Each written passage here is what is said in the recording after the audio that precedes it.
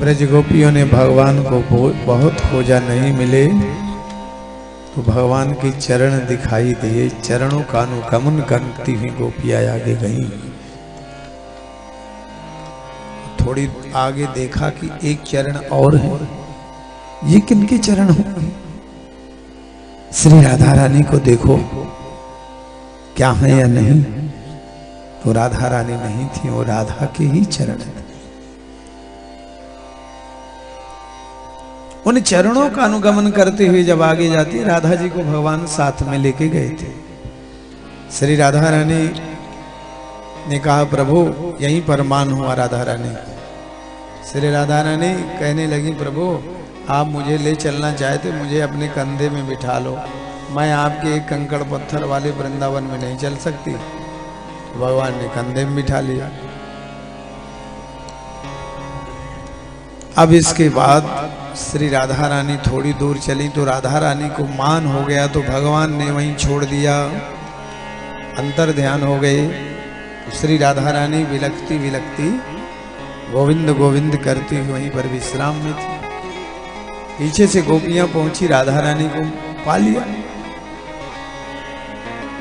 श्री राधा रानी से गोपियां कहने लगी देखा है प्रियतम को? हमने तो तमाम सब जगह ढूंढ लिया लेकिन कहीं नहीं मिले। श्री राधा रानी कहती हैं कि देखा था लेकिन अब नहीं। ब्रज गोपियों के साथ सब खोजती, वहीं से प्रणाम कर लो सब, वहीं से करो सब, वहीं से कर लो बस। अभी थोड़ा अच्छा चेयरमैन साहब आ रहे हैं। कल हम कह रहे थे कि देखो पहले दिन के बाद में नहीं दिखे चेयरमैन साहब, आ जाइए। श्री राधा रानी सरकार की जय। श्री राधा रानी के साथ में ब्रज गोपियां जो खोजती हैं, एक गोपी कहती है भगवान कहीं गए नहीं, यहीं आ जाइए चेयरमैन साहब ऊपर है, ऊपर ही आ जाओ।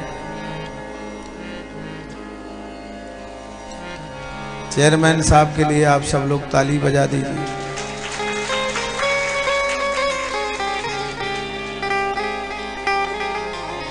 कथा के द्वितीय दिवस में पधारने का आपका बहुत बहुत धन्यवाद। आप सब लोगों को विदित हो चेयरमैन के साथ साथ इन्होंने अपनी इस कथा में अपना अच्छा खासा सहयोग भी दिया है, इसलिए जोरदार तालियां इनके लिए।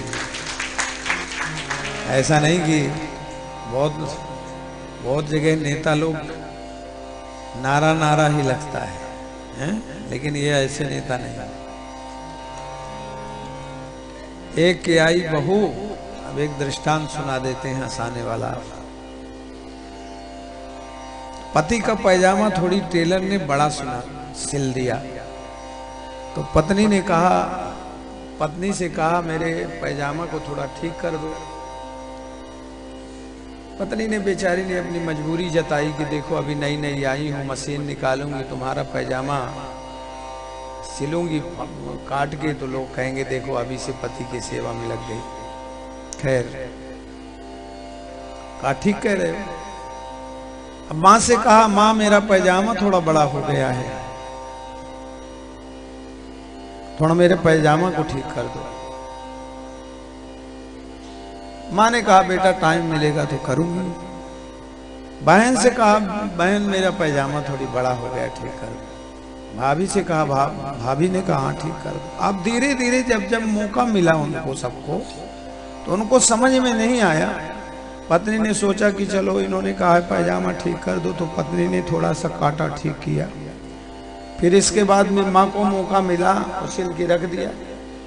माँ को मौका मिला तो माँ ने भी काट के रख दिया। फिर थोड़ा भाभी ने भी काट के रख दिया पैजामा को सिल के। और वो पैजामा में केवल नारा बचा, सारा पैजामा।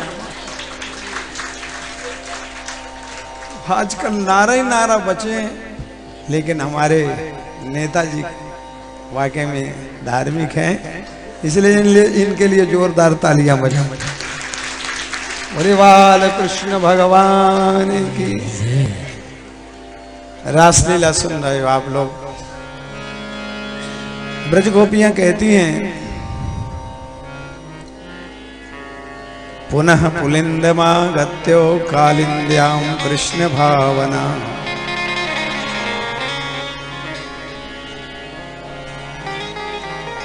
यमुना के किनारे सब गोपियां फिर से इकट्ठा होती हैं। धन्यवाद। यमुना के किनारे ब्रज गोपियां इकट्ठा हुई और जो मधुर गीत गाई हैं उसे गोपी गीत कहते हैं। ध्यान रखना, ये भागवत का प्राण है। गोपी गीत दशम स्कंद हृदय है और हृदय का प्राण गोपी गीत।